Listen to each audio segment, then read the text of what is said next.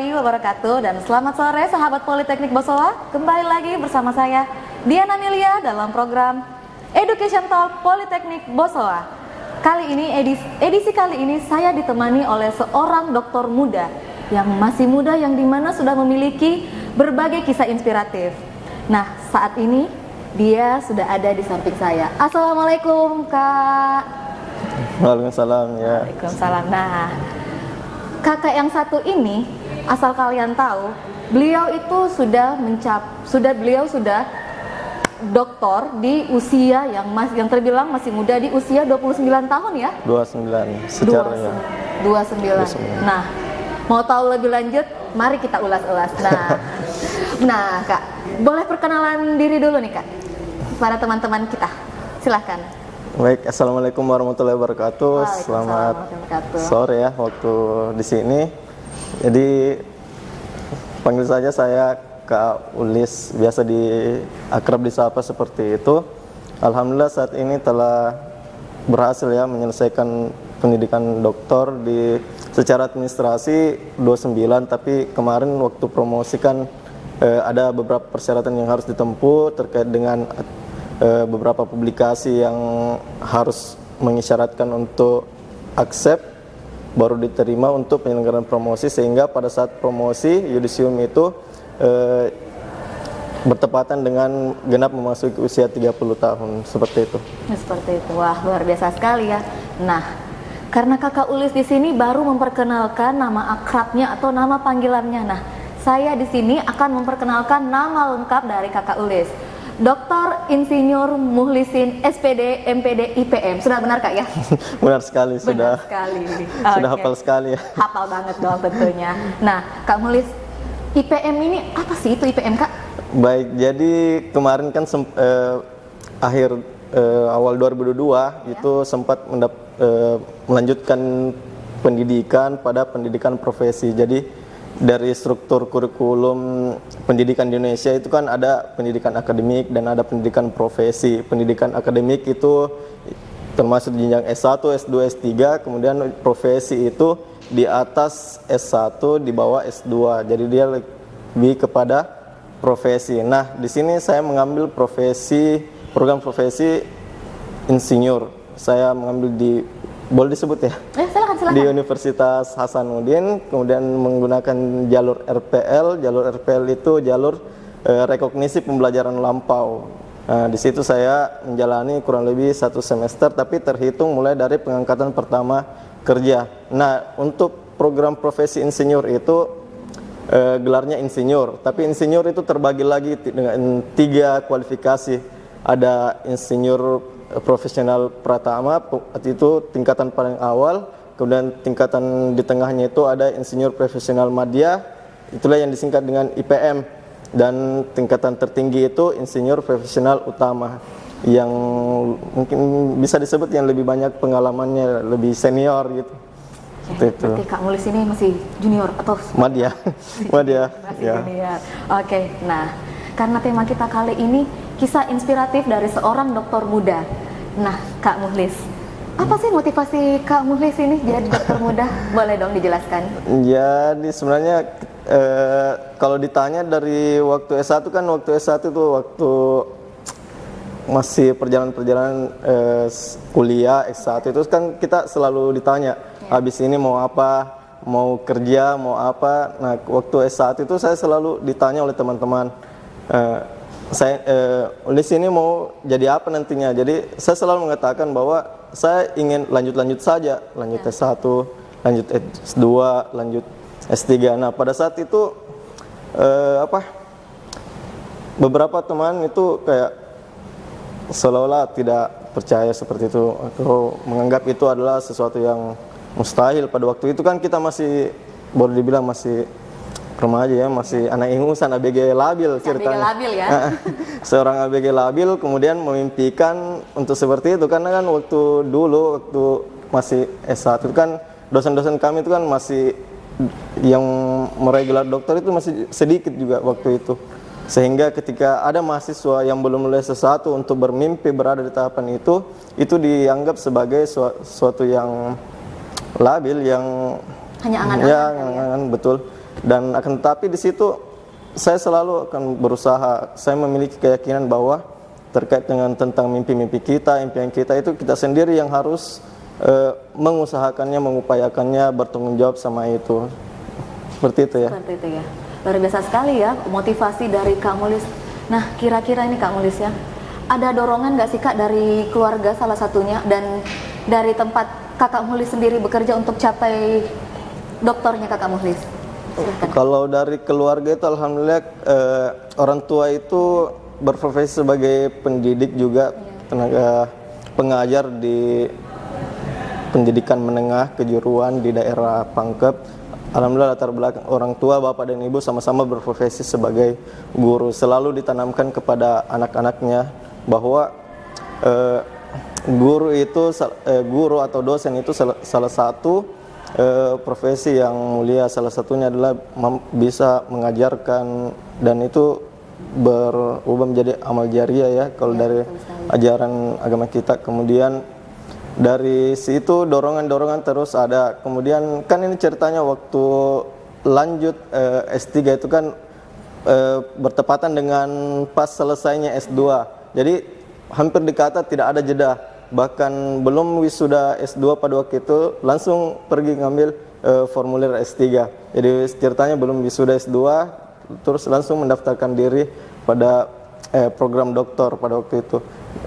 Untuk keluarga, respon pertama keluarga bertanya, ngapain lanjut S3? S3 itu kan orientasinya jadi dosen, untuk jadi akademisi seperti itu. Dan pada saat waktu itu kan baru fresh graduate, lulus S2 ya, belum ada kampus yang nerima termasuk saat ini. Jadi lulus, jadi diterima mengajar di Politeknik Bosowa juga itu sudah berstatus mahasiswa S3 semester 2 waktu itu, tahun 2018 udah masuk semester 2. Nah, saya sendiri memiliki logika terbalik. Kalau biasanya secara normalnya itu kita terdaftar dulu sebagai dosen, kemudian baru lanjut S3. Kalau ini saya mencoba balik, Daftar S3 dulu baru daftar jadi dosen, kurang lebih seperti itu. Oke, luar biasa sekali ya kisah-kisah Kakak Mulis sebelumnya ya. Nah, perlu dari sahabat Politeknik Bosowa tahu, Kakak Mulis ini bekerja di salah satu kampus terbaik di vokasi ya, Politeknik Bosowa. Politeknik Bosowa, Jalan Kapasaraya nomor 23. Nah, Kakak Mulis ini salah satu dosen dari teknik listrik, betul Kakak ya? Betul. Betul sekali. Nah, Kakak Mulis, sekarang kan sudah jadi dosen nih, sudah jadi dokter. Kira-kira ada tujuan selanjutnya nggak sih Kak? Alhamdulillah ini ya proses pendoktorannya juga sangat relevan dengan tempat saya mengajar sendiri. Kemarin waktu di S3 saya mengambil program studi pendidikan vokasi keteknikan, dan itu sangat relevan dengan tempat saya mengajar saat ini, yaitu Politeknik Bosowa. Untuk selanjutnya kan sudah selesai ya, sudah selesai S3, tentu sudah cukup lega, bisa dibilang lega, tapi ada sedih-sedihnya juga. Karena kan tatanan hidup yang saya jalani itu mulai dari kan ceritanya kan lanjut terus, lanjut S1, S2, S3, sudah tersistem ketika kurang lebih menghabiskan waktu 10 tahun di masa itu, S1, S2, S3. Kurang lebih terkadang begitu bangun dari tidur sudah terpikirkan, oh hari ini harus ke kampus ini ngurus ini. Nah, sekarang kan sudah selesai dari zona tersebut. Kalau diingat-ingat kembali untuk kisah-kisahnya dalam menempuh pendidikan seperti itu, tentu banyak suka dan dukanya. Dan di satu sisi selesainya kuliah di S3 ini ada rasa bahagianya, tapi di satu sisi juga ada sedih-sedihnya ketika melihat kembali jejak perjalanan waktu menempuh studi. Nah, untuk selanjutnya untuk saat ini belum terpikirkan secara jauh ke depan apa yang mau dicapai kembali, tapi saat ini fokus saja menjalani apa yang ada di depan mata. Salah satunya itu adalah mengabdikan diri pada lembaga masyarakat, mengabdi kepada masyarakat. Saya sendiri meyakini bahwa tingkat tertinggi dari suatu pendidikan itu adalah pengabdian. Pengabdian. Berarti punya ini dong Kak, punya moto dalam hidup dong mengenai pendidikan, ada nggak Kak? Ya, kalau terkait dengan moto sendiri, intinya tidak ada lain kecuali ingin berkontribusi saja kepada pembangunan khususnya dalam bidang pendidikan. Tidak ada sih yang menjadi yang terlalu menginspirasi karena dari sekian banyak tokoh-tokoh kami kan biasanya mempelajari setiap tokoh itu masing-masing mempunyai jejak perjalanannya masing-masing, dan saya mencoba untuk mengambil saja yang intinya tidak ada terlalu yang merepresentasikan suatu tokoh tertentu yang saya jalani untuk saat ini. Intinya saat ini mau berkontribusi saja menjadi bagian dari solusi permasalahan dan tantangan seperti itu. Jadi lebih baik ya. Jadi bisa lebih dibilang baik. seperti Bisa itu. dibilang seperti itu. Nah, tapi saya penasaran nih Kak. Kira-kira ada sih Kak, kira-kira ya cerita-cerita yang lucu Kak sebelum Kakak S3. Pengalaman-pengalaman seru sembari menjalani S3. Ada tidak Kak? Yang berbekas gitu di hati? Ada sih suatu perjalanan tersendiri. Kebetulan kemarin waktu mengambil S3 kan hampir bertepatan dengan pandemi COVID awal-awal 2020 kan. Di situ tantangannya luar biasa sekali, yang awalnya salah satu itu perubahan dari pembelajaran tatap muka di ruang kelas menuju daring online seperti itu, dan ini juga yang menjadi salah satu latar ilmiah dari penulisan disertasi saya yang melatar belakangi untuk menyusun disertasi dalam rangka penyelesaian studi. Nah, kalau dibilang cerita-cerita yang menarik, mungkin lebih kepada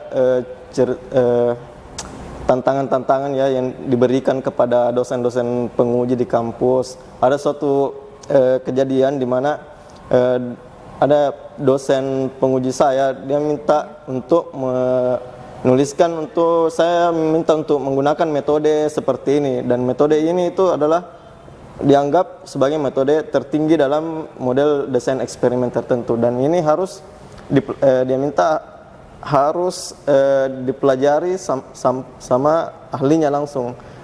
Dia berpesan kepada saya, walaupun kita kuliah di Makassar, tapi jangan sampai disertasinya rasa Makassar. Ya. Boleh, artinya dia men-challenge lebih kepada optimalisasi diri, dan akhirnya itu yang membuat diri saya itu menjadi suatu tamparan bagi saya, harus meningkatkan lagi kemampuan. Itulah yang mendorong saya kurang lebih berada 1 bulan di Jogja dan di Malang, berkelana mencari referensi bolak-balik kampus UNY, kampus UM Malang, ketemu langsung dengan dosen yang di sana yang ditujukan sebagai referensi, yang modal telepon saja, modal telepon. Pak, saya mahasiswa S3 di sini disuruh oleh Prof ini ketemu Bapak. Padahal bukan mahasiswanya, bukan mahasiswa di situ, bukan anak bimbingannya, ketemu. Nah, di situ ada pembelajaran tersendiri yang saya dapatkan, bagaimana tentang, saya juga merasa bahwa ini betul-betul harus di studi S3 ini betul-betul harus diperjuangkan seperti itu. Seperti itu, luar biasa sekali ya. Tadi saya mendengar Kakak Mukhlis nih nyebut-nyebut disertasi. Ya, judul disertasi Kakak ini apa Kak, kalau boleh tahu? Jadi disertasi itu kan pada umumnya seperti S1 itu kan skripsi, kalau S2 itu tesis. Nah, kalau di S3 itu disebut tugas akhirnya namanya disertasi. Kemarin saya mengambil judul model pembelajaran berbasis augmented reality. Jadi di sini saya mencoba untuk mengembangkan model pembelajaran yang dapat diterapkan pada pendidikan vokasi. Artinya sesuai dengan program studi saya, pendidikan vokasi keteknikan, dan juga kebetulan uji cobanya itu mengambil subjek pendidikan vokasi, artinya politeknik. Nah, saya menguji coba penelitian saya itu di jenjang pendidikan vokasi di Politeknik Bosowa dan Politeknik Negeri Ujung Pandang kemarin. Seperti itu. Seperti itu. Apa sih Kak manfaat dari disertasi Kakak untuk kehidupan adik-adik mahasiswanya kita ataupun kehidupan di masyarakat? Nah, baik, di sini saya mencoba mengangkat suatu pendekatan pembelajaran di mana pendekatan yang berbasis digital. Kan salah satu tren isu global saat ini adalah selain tantangan revolusi industri juga adalah tantangan transformasi digital. Kita bisa lihat bahwa beberapa jenis-jenis pekerjaan saat ini sudah terganti dengan adanya transformasi digital yang mendisrupsi tatanan yang selama ini terjadi.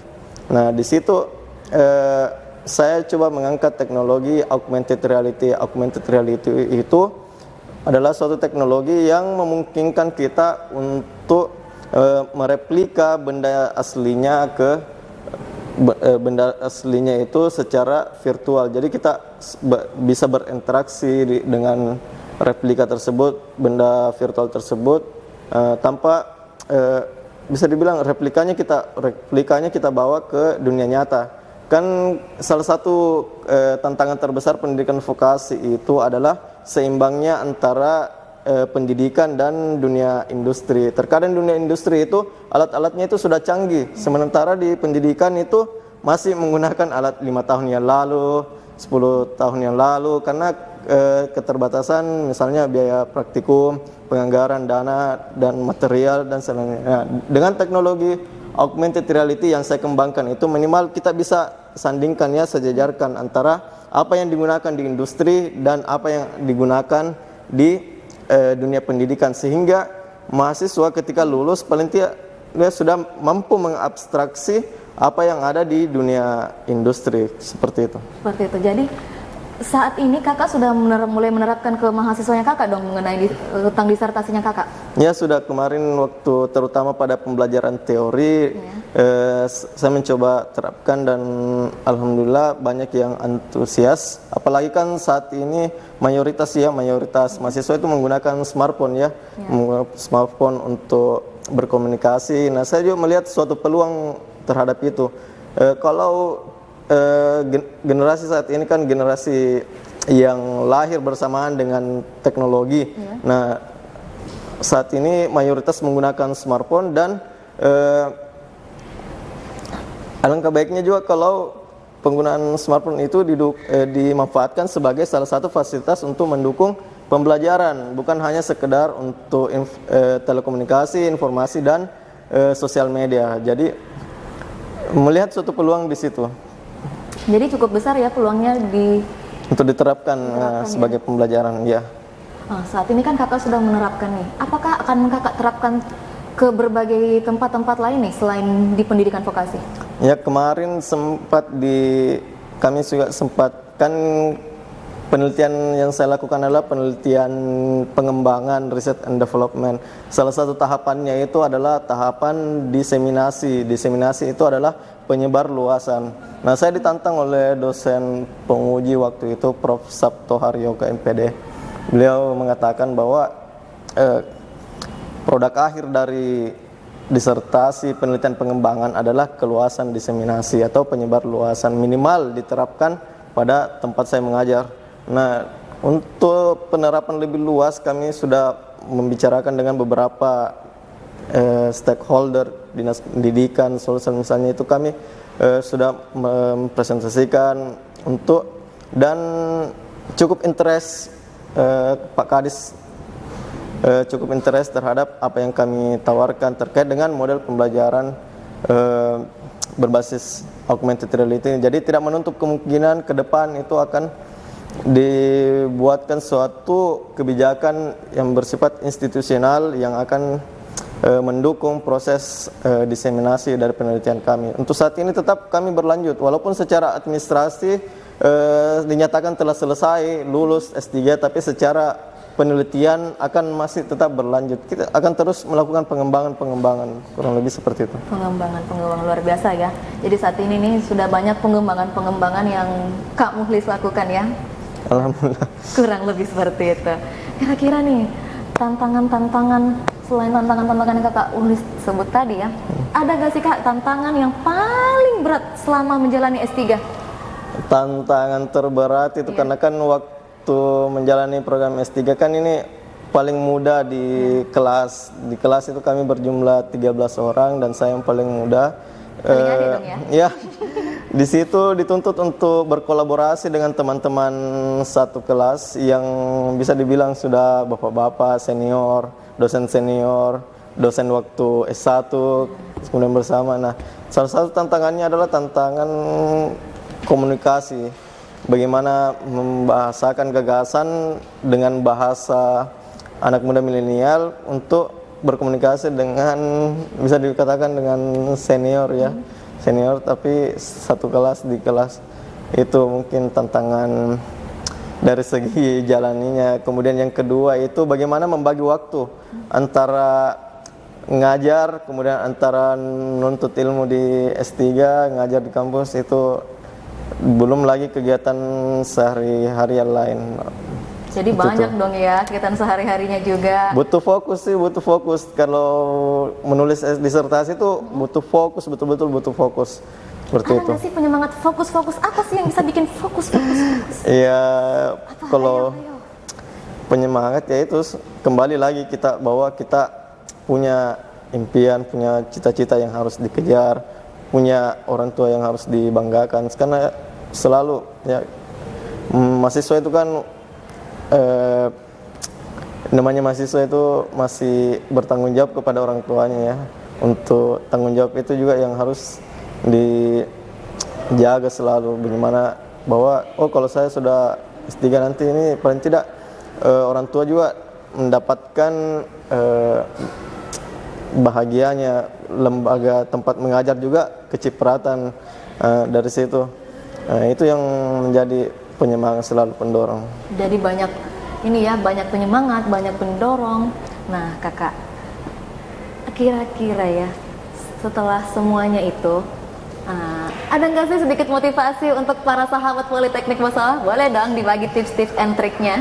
Oke, kalau untuk terutama untuk mahasiswa-mahasiswa saya, apapun itu hidup itu adalah pilihan dan setiap pilihan itu memiliki konsekuensi pertanggungjawabannya masing-masing. Nah, di situ apapun yang kita pilih itu jalani dengan betul-betul.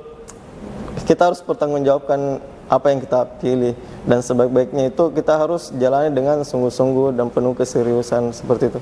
Intinya fokus saja dulu, jalani saja dulu. Insya Allah itu orang yang menuntut ilmu akan dibukakan jalannya lebar-lebar, seperti itu.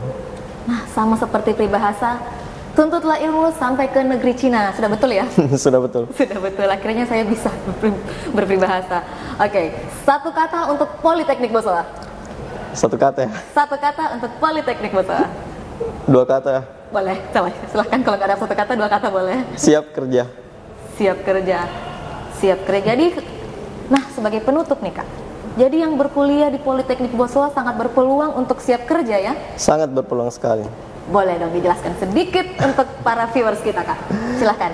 Jadi, nah di sini di Politeknik Bosowa itu salah satunya adalah bagaimana mempersiapkan lulusannya untuk siap kerja, dan ini sudah terjadi begitu bahkan sebelum lulus ya, sebelum lulus masih jalan-jalan tugas akhir, sebelum wisuda itu sudah ditawari kerja, dan itu semua karena kurikulum yang dibangun di kampus Politeknik Bosowa adalah berorientasi kepada dunia kerja, seperti itu. Oke, luar biasa. Nah, untuk sahabat Politeknik Bosowa, itulah tadi kisah inspiratif dari Bapak Dr. Insinyur Mukhlisin SPD MPD IPM atau kerap kita sapa Kak Ulis. Oke Kak? Oke, terima kasih Kak Ulis atas bincang-bincangnya sama Amel hari ini. Jangan bosan-bosan bincang-bincang dengan Amel. Sampai ketemu lagi di Education Talk selanjutnya. Wassalamualaikum warahmatullahi wabarakatuh.